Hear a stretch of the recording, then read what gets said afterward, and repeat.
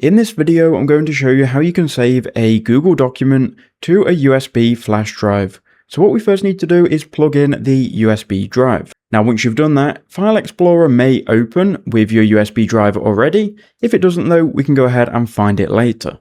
Now let's worry about downloading the document, and then we can go ahead and save it to our USB drive. So I'm already in Google Docs, I'm already on my document, but if you weren't and you need to get here, you can just go to docs.google.com. I'm assuming you know already how to get to Google Documents and you already have a document available. Now you may see the document in your recents. If not, you can go to the file picker, then go to recent and find it here. Or you can go to my drive and you should then be able to locate it. Mine is in other, and then it's this file here called AI. Then once you're inside the file, go File, Download, and you can choose if you want to download it as a Word document, a PDF document, and so on.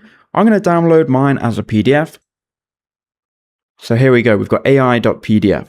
This is gone into our downloads folder. Now let's go ahead and open up File Explorer, go to your downloads folder, and from here you can go ahead and find your document. Whether you've saved it as a PDF or a Word document, it will be here. You can right click and copy it. Then if you go to this PC, which you might have to scroll down to find, you'll then see your USB drive that you've plugged in. Then click on your USB drive, right click inside it and then click paste, and you've now pasted your Google document into your USB drive in whatever format needed. You can then go to the upwards arrow in the bottom right click on your USB and eject it for safe removal.